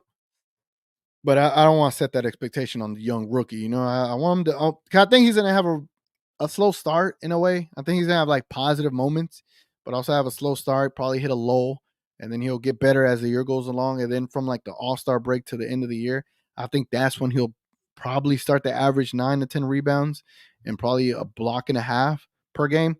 So I think after the All-Star break, we'll be able to see more of those kind of stats. But I don't think early on we'll see that, to be honest. Nick says I don't. Nick said, I think you made it pretty clear. You're not a lively guy. All right, let me see what else I had on the docket. All right, so we talked about JRUE Holiday. We talked about Ayton. And I said key dates moving forward with the Mavs, or you talked about some tweets. All right, I've gone through the majority of my stuff. Key dates with the Mavs. I'll go over that in a bit. Let's get through some of these comments. I appreciate y'all commenting, keeping this active. Again, y'all make the show, man, at the end of the day. This show is not as entertaining without y'all, so I appreciate y'all being as engaging as you are, man. As y'all are. Y'all are. Appreciate y'all. Men and women. So what we got? Nick says, but that's what he needs to average minimum if he wants to start in the playoffs. Yeah, I agree. And I think after the All-Star break, I think that's what he would start the average, especially once he gets his bearings in order as far as being the starter for the Dallas Mavericks. And you know, you need experience. You need 6 months on the job to really get what you need out of it. And I think by that time, by March, April, I think he'll be ready to go, and we'll be like, yeah, he is our starting center. Richard K says, floor is play-in. There's too much talent. There's too much talent on team now. The floor is the play-in. That's a little like light for them. No, I would think they're guaranteed in the playoffs. To me, Nick says another thing I have a bad feeling about Lively is Jason Kidd. He doesn't have the patience for rookie mistakes, especially for big men. We all saw what happened with Seawood. Yeah, that's tough, man. That's tough when you look at it from that perspective. Again, I'm gonna just knock on wood and hope that Jason Kidd has turned the new leaf. But Jason Kidd has like 15 games, 14 games for me to see that he is a changed man. And honestly, if he pulls the shenanigans he pulled game 1 that he did last year, this year, I'll be done. All I need is one game to see he does a egregious mistake. It could be a mistake, and I'll be all right. But if it's an egregious like mistake where you pulled out Derek Lively, where he got 2 straight blocks in a row and he prevented offensive rebounds and he gave you extra opportunities to go score, and then you pull him for Dwight Powell. Oh, imagine the outrage. Imagine how pissed everybody's gonna be. I will be pissed too. And that's where I'll lose my SHIT. Queen says, make sure to drop a like on this content, TGK. Cooked up for y'all, and I appreciate that, Queen, as always. Thank you. And again, I appreciate y'all leaving a like on the video, man. It goes a long way. You know, I hope it don't hurt y'all. Just tap the little like, you know what I'm saying? I'll be liking everybody's videos. Like if y'all shot YouTube videos and y'all sent them to me, I'll watch y'all stuff and I will leave a like on it and subscribe and also repost it. Because at the end of the day, I really don't care. I want everybody to win, man. At the end of the day, I do this stuff because it's a passion for me. I love talking about the Mavericks. And again, we're having a good time here, man. Let me remove this from here. Nancy says, I hope we come out of the gate really hot. They might think about doing something at the trade deadline at center. Yeah, I definitely see them having the potential to come out hot. I mean, for example, let me give you an example here. Dallas Mavericks schedule. Full schedule here. I want to show y'all the schedule. Just so we can set like a barometer here, right? Let's set a barometer. I don't like this view. Hold on. All right, let's go ahead and share it. Let's bring it to the stage. And let's make this a bigger page for everybody to enjoy Here we go. All right. So here's the key dates. This is also don't allow. Can we? Why is this on? Anyway. All right. So key dates for the Mavericks moving forward. I think Saturday they're going to Abu Dhabi. They're going to Abu Dhabi to play against the Minnesota Timberwolves 2 games. October 5th, Thursday, and October 7th, Saturday. Will I do pregame shows those days? I think I'll be able to. So be on the lookout. I'll be doing pregame shows those days in the morning, bro. So we'll be kicking it in the morning, talking Mavs. And then Tuesday, October 10th, the Real Madrid game at 1:45 Central Time. I'll be definitely doing a pregame show for that. That is a big game for Luka, a big game for the Mavs. And then Friday, October 20th, 10 days later, they come back home and they take on the Detroit Pistons in the newly renovated American Airlines Center. If you saw, they got a new screen, jumbo screen, whatever. They fixed the roof. They installed new seats. So the arena is going to look different. All right. So sorry if I popped y'all ears there. All right. So here's the start the season. You got the Mavericks versus the Spurs in San Antonio. I could honestly see the Spurs stealing one from us from the hype with Wembanyama, but we got Lively. Lively's going to lock up Wemby. You need to play Lively that night because Wemby's going to destroy Powell, bro. Let's be for real. But I can see the Mavs winning 1-0. Mavs versus the Nets. That's going to be a tough game because of the opponent. They got hella defense. Who am I kidding? It's a home opener. Mavs 2-0. Then the Mavs against the Grizzlies. Come on now. They ain't got no John Morant. Mavs 3-0. This is my expectation. Then the next game against the Chicago Bulls. What they do? This isn't the Michael Jordan Bulls. 4-0. Then Friday against the Nuggets in Denver. 4-1. I'm not even gonna sugarcoat it. I'm gonna just give that to the Nuggets, even though I think we could beat them. And then we got the Hornets. It's time to get it back in blood for what they did for us last season. 5-1.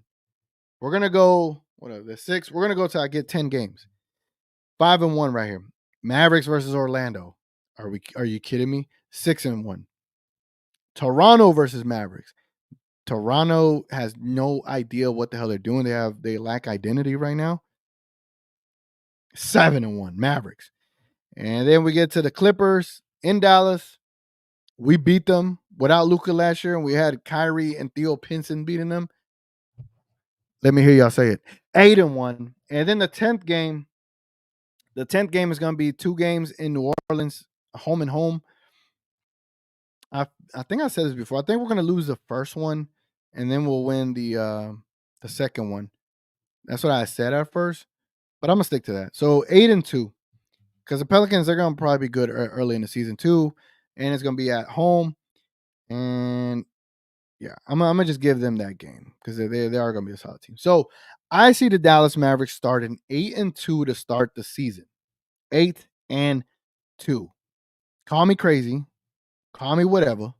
Just don't call me a non-Mavs fan because I see 8-2. So I hope they come out the gate on fire, and I hope they do really, really well, considering the roster, considering that they have an off season, considering that Luka hopefully his thigh issue has cleared up. Oh man, hold on. We got a super chat up in this building. Hold up. What the hell? I appreciate it so much. Hold on. We got too much BTB. What it do? We go. Luka and Kyrie are about to make D. Lively Rookie of the Year, and Josh Green is going to prove all his doubters wrong this year. Love the show. Keep it up, TGK. Go Mavs. Man, thank you so much. Thank you so much. Really, really appreciate that. We get up there. There we go. Thank you so much. Means a lot, man. Means a lot. You know, you just do these shows, and you really just want to engage with the people and have a good time. And I appreciate y'all showing y'all support to the channel and what I be doing up here. So thank you very much. Appreciate that. Where were we? What the hell was I talking about?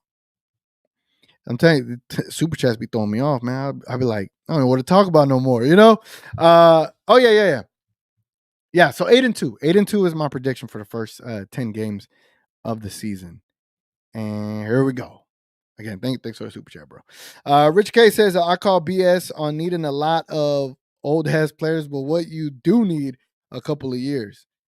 Together, though, that's why I'm not going overboard for the season. Just me, y'all. Okay. I'm with it, man. I think they have a good mix of players. And Luka, I think Luka is forming into his leadership role. You got Kyrie being this calm, like composed demeanor that he's bringing to the team. It's like when you have Kyrie around, it feels like serenity is around. You know what I'm saying? Like we just you know what I'm saying? I might be off, but anyway. Richard K says TGK, those last 2 years for Dame are 60 million, not for God. Yeah, bro. Yeah, they ain't gonna be able to pay Giannis. So Giannis coming to Dallas, bro. King, what it do? King is in the building. He goes, if he's starting, he just needs 8 and 8. I agree. I don't think he gets the 8 right off the bat, but I do after the All-Star break. I do see him getting there. 1.5 blocks. That would be ideal. That'd be beautiful. That would be beautiful for sure. Richard K says Lively's doubles Dwight and Maxey together. He does. He that's not even like a if or maybe. That is definitely truth serum right there. Nick says some old Mavs having us Mavs fans for life knocking on wood, but we'll still watch them anyway. Go Mavs. Yeah, same old Mavs, right? My bad. Same old Mavs. Why did I say it that way? Yeah, man. I mean, so I'm a Mavs fan. I'm a DFW sports fan. I'm a Cowboys fan, Rangers fan, Stars fan. Anything Dallas related. SMU. I'm a fan of SMU team. I'm not a fan of TCU or the Longhorns. I'm just DFW to the core. I don't know why I'm built that way, but the Mavericks are always my number one team. They capture my love for the sport of basketball, and they're the team that I root for the most, man. And they've been the most successful team as well in Dallas in my lifetime. Like the Cowboys have not done anything, so I feel like the Mavericks are just a more dependable franchise. They're a more dependable team as far as showing heart and grit and dependability and being successful as a team. And I think there's a lot of they get kind of thrown under the rug because of how big the Cowboys are. And I do think the Mavericks deserve a little more credit than Dallas. That's just me. But, all the coverage goes to the Cowboys, and it is what it is. They are the world's most, as Stephen A. will say, they are the world's most valuable team in Forbes. Anyway, Richard K says, hopefully at the Mavs-Pels games, I think November 12th or 14th, I think. Oh, you're going to one of the games. I might too, Richard. It's only like that's a long drive. Never mind. If it was in Shreveport, it'd be different, right? But nah, I say go to the game on the 14th because they'll win that one. Book it. They're gonna lose the one on the 12th. Too much. What it do? Yeah, appreciate that too much. Appreciate that, man. King says none much, bro. Enjoying the man. I think I need to do the at TGK to specifically read what y'all be asking. All right, let me preview these comments. Here we go. Rich K says everyone should like and sub. We want these guys to be able to stop working and do this full time. Man, that would be a dream, right? Everyone needs to get paid. Players, coaches, content creators. I'm good. Whether I can make this a livelihood, which would be amazing, right, or not, I'm still going to do it. I'm just a Mavs fan through and through, with Luka or without Luka, right? Depending on what priorities do change as I get older. I'll definitely do this as much as possible. Because what if I'm 50 years old and then I just lose my touch? You know what I'm saying? Mavs start 10-0, TGK. Book it. Kingstradamus. Man, I don't know about 10-0. Remember, when did the Mavericks start out? I think they started out 14-0 one year. What year was that? I forgot what year it was, but they started like 14-0, 14 straight wins. And we were looking deadly, bro. We were looking deadly. No expectations, built chemistry, and more talent. Yeah, I mean, a lot of the teams that we play early on, it's pretty good as far as easy victories in a way. Black North says, it's the Sage TGK kind of setting the vibes. Yes, sir. Kind of like with me setting the vibes with the Holiday Luka, I think I need to buy another one of these. Do I got my lighter?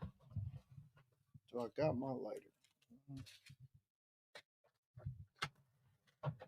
hell is this? I don't have my lighter. Damn.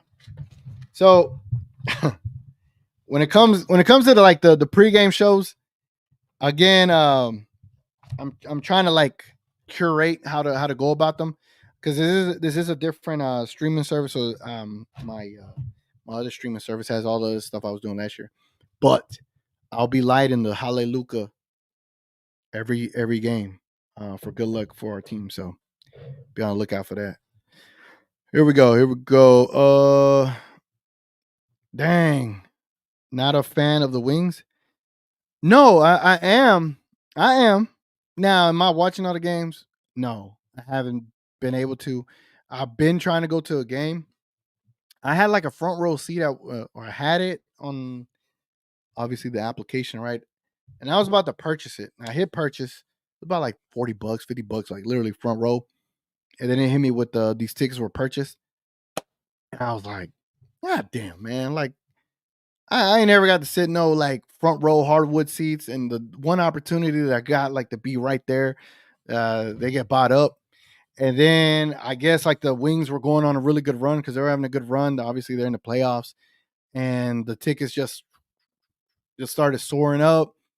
Mavericks players started going to games, and it's not like I got priced out necessarily, but I felt discouraged after that, to be honest with you.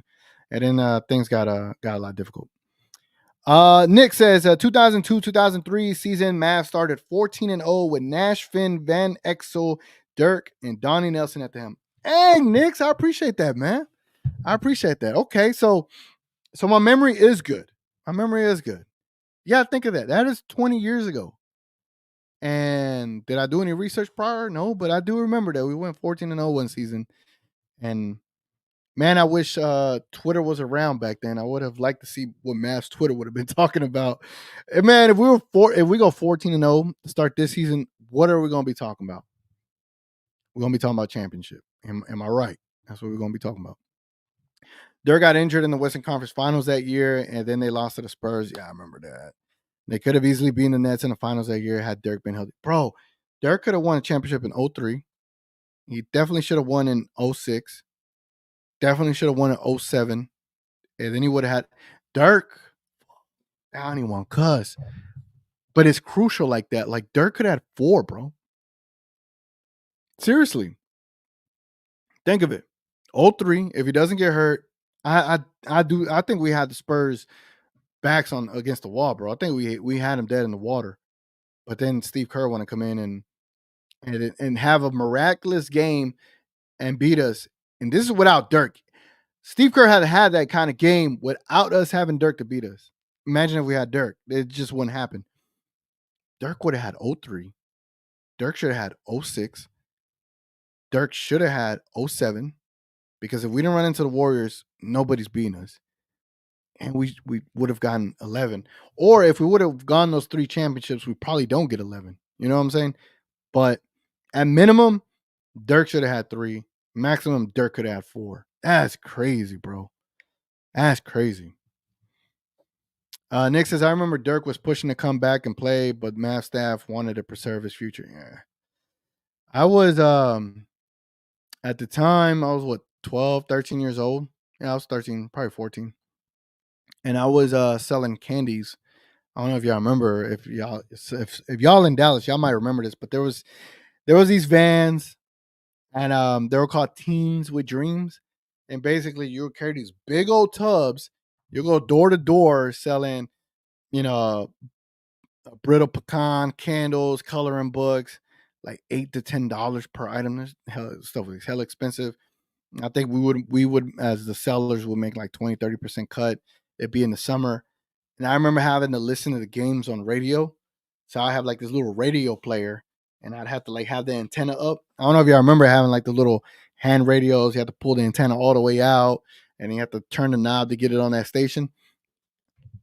Bro, God, I sound old. But yeah, man, that's how I would have to do it just to listen to the radio feed of the Dallas Mavericks. And I would put it on the tub on top while I'm holding it, listening to the game in 100-degree weather in Dallas. So, that's such a, like, an underrated take. Like, who does that as a Mavericks fan, right? Like, we do. Everybody that's in this video, I think we do.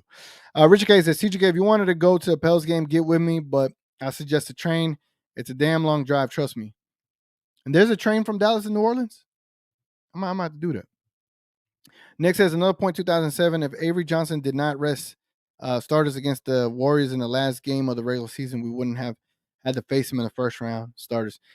Isn't that the game where was it not Richardson? Isn't that game where Richardson had that weird, like, 180 spin 3-point shot to win the game? I think that was the one of the, either way, the Warriors were hitting ridiculous shots to win games. Baron Davis, who else? Matt Barnes, Steven Jackson, and Richardson. They're all hitting ridiculous shots, like ridiculous shots, just to beat us, man. All right, let me look at my checklist. I think we got through all of my checklists. Yeah, it was the breakdown of the training camp, Luka and J Kid live reaction reviews to the interviews, training camp clips, Damian Lillard trade, JRUE Holiday potential Maverick, which we all disagreed, I think so. DeAndre Ayton, key dates moving forward for the Mavs. Yeah, we got through my entire checklist, man. It only took 2 hours, but we got there. You know what I'm saying? Mara says, I truly believe Mavs were robbed in the 06 finals, and will tell that to everyone who listened till the day I die. I 100% agree. I guess to share you my story, when we lost in the 06 finals, I was in summer school because I was a bad student. And that was probably like one of like my lower times in life to experience going up 2-0. I'm throwing Mavs watch parties with my friends. And after the first 2 games, after the game, we'd go in my backyard and I had like a mini full court. Again, it wasn't, it was not what you think it is. It's probably like a 14 by 14 type of concrete, and it had a full 10-foot size rim, and then it had a broken 8-foot size rim. And we just be back there. It was like 10 of us hooping till like 3 a.m. It was one of my fondest memories. And then to go and lose 4 straight games as a young teenager was one of the more depressing times I've ever experienced. So 06 will always trigger a lot of memories for me. All right. What was the last thing I wanted to share? Okay. So I appreciate y'all voting. 19 votes on the Mavericks ceiling, the Dallas Mavericks ceiling. Again, if you haven't liked the video, man, definitely leave a like on the video. I'll be doing pregame shows for the Mavs. I might do a stream tomorrow in the afternoon, just a chit chat more, whatever y'all want to talk about. Really do appreciate y'all being here. But after 19 votes, 40% of the people said second round exit would be the Mavericks ceiling. 5% said first round exit would be the Mavericks ceiling. 26% said Western Conference Finals would be the Mavericks ceiling, and 21% said the Dallas Mavericks would be a NBA Finals appearance. Let me take a photo of this. I don't know if I can screenshot this, but I'm gonna take a photo of this so I could post it. Appreciate y'all contributing to the poll, man. Man, that was fun. It was a lot of fun. Wasn't this a lot of fun? It was a lot of fun, man. Nancy says, where do you see the clip from practice? Where are they posted? I got you. Hold on. I got you. Are you potentially on Twitter, Nancy? Let me know if you're on Twitter. If you are on Twitter, you'd go to Twitter. Let me get this pulled up. You'll go to Twitter, and on Twitter, you'll scroll down to media for the Mavericks. And then on there, it'll show like anything picture related, video related, and it shows all the clips from today. The Mavericks media team, I feel like they do need a little bit of an overhaul just to improve certain things. But this is one thing they do very good at, or very well at, is just showing, practice clips. If you're a diehard like we are, seeing these things on the regulars is really fun. And yeah, man, this is where you can see all this stuff. And one more time for everybody that missed my explanation of this, I'm gonna do this one more time, man. One more time, if y'all don't mind. One more time. Let me see. Come on, StreamYard. All right. So look, for those that missed it earlier in the stream, here's this play. And I love the action that they did with this. So Luka has a ball. He's gonna pass it to Kyrie. Is there a way that I could watch? Oh, I could watch this in slow-mo. Hell yeah. All right, let's put it at 0.5. Now let's put it at put it at 0.5. All right. So Luka's gonna pass the ball to Kyrie, right? Kyrie's gonna come up, give it right back to Luka, give it go, and he's gonna fake a little pick, a little screen, and then Luka's gonna drive and lob it up to Lively. Okay. Now, right here, give and go, little pick. All right. So you see Green and Tim Hardaway Jr. They done forgot. Hold on. Let me put me back in here. Put me back in here, coach. All right. Y'all see me. I'm down here. These two guys, Green and Hardaway, had forgot about Kyrie. Right now, they're looking at Luka. Both set of eyes are looking at Luka. Who is guarding Kyrie, right? So the play continues. Tim Hardaway Jr. and Green are still on Luka. Hardaway's trying to stop Lively, but he can't because they'll foul him. Luka goes up for a lob. Dwight Powell thinking it's a floater. It's not, per usual. You got Kleba and Curry over here. So you got all 5 defenders on one side of the court. That means you probably had, who's over here? Again, this is like just over the top analysis, right? You got Jaden Hardy over here at the corner 3, and then you had probably Kyrie at the top of the key, probably on the wing 3 side, right? So Luka at this point, he could have either passed it to Kyrie, could have passed it to Jaden Hardy, but he's giving it a lob to Derek Lively, right? But think of the action. There's one simple action. And the reason this works is because Luka is going to garner all these eyeballs. Give the ball to Kyrie. Kyrie garners eyeballs too. But guess who's a little bit more deadlier? Luka. Kyrie sets this little pick. It forces Green to feel like he's not getting any help. So then he has to overplay it. Tim Hardaway Jr.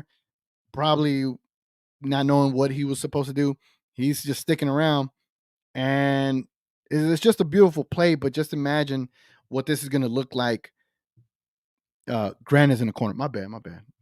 Grant is in the corner. I thought that was Hardy. But just imagine how this is going to look like once it is fleshed out. They got all the chemistry down. It's going to be nice, bro. And this is what you call playing off of each other. It's not directly right off of each other, but it is a symptom of playing off of each other. And Kyrie and Luka, man, it's gonna be nice. So now let's watch it in real time. Let's watch it in real time. Here we go. So this is real time. Luka to Kyrie right back, boom, floater, fake a floater, lob it up, bang, and all this in real time, bro. All this in real time. It's beautiful. And if they could continue to work on this, create packages, they can create packages. You know what this also helps? ATOs.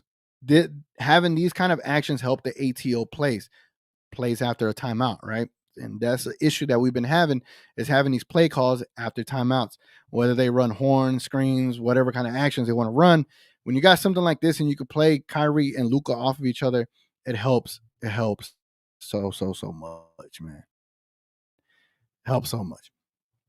Mara says, will the comment populate? I don't know. Let me go and take this off since my internet be tripping. Mara says at X 0.5 seconds and still that fast. Excited for the rookies playing with Luka and Kai. Same, man. Cole, Grant is in the corner. Yeah, I thought it was Jane Hardy. It might have been. Grant must have been somewhere there. I just didn't see him. Richard K says Lively screw up is more than Dwight could ever do.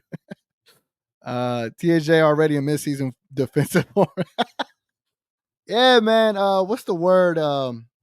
What's the word when they say that they forgot their defensive their defensive responsibility? Is it responsibility? I forget what they call it. There's a specific word, like, you know, your responsibility on defense is you're supposed to be in this area, or y'all get what I'm saying. And I think he forgot it because you're guarding Luka, and Luka's a hell of an issue. Mara said something fell from the rim after the dunk. I didn't take it off here. But to answer Nancy's question, Nancy, if you get a chance, I wouldn't say be on Twitter all the time because it could be a real bad place if you're a diehard Mavs fan, I would just say get it to be on to see the Mavericks social media, or even on Instagram. Instagram, they post it on their Instagram as well, on the Dallas Mavericks. So that's where you'll be able to see those clips. Sometimes on YouTube, I forget who it is. There's a YouTube channel that posts training camp and practice clips as well. But if you want to see them like more current, then the Dallas Mavericks Instagram page or their Twitter page is going to be where it's at. Oh, defensive positioning. Yes. Defensive positioning. But there's another word. Defensive. Man, watch. When I remember this word, it'll be when I'm off of this stream, and I'll be really upset with that. Cole says, yep, Grant is number 3. Him and Omax were starting with Luka, Lively, and Kyrie. All right. My bad. Yeah. Even better. Grant at the corner, Kyrie.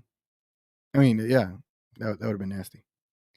And Nick says, just avoid the comment section on X whenever the Mavs lose. Yeah, that's right. All right, man. It's been your boy TGK. I appreciate y'all being on here so much, man. I'll probably hop on tomorrow during the afternoon or in the morning, whenever I come up with that time frame. But again, thank you so much for tuning in. I appreciate y'all leaving a like and all that stuff and being and participating. Been your boy TGK. Hold on. Okay, thanks. Have an Instagram. Yeah, check him out on Instagram. And then Rel says, where the link at? Which link?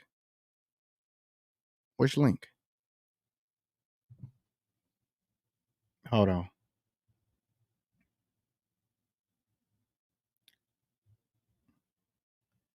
Are you talking? Man, we're past that point, Rel. My bad, dogs. My bad. Damn. We'll talk about it. Never mind. Yeah, my bad, bro. My bad. Anyway, guys, been your boy TGK. I'm gonna catch y'all tomorrow or whenever. Appreciate y'all tuning in. Let's go Mavs. And I don't even have my outro ready, but yeah, here we go. All right.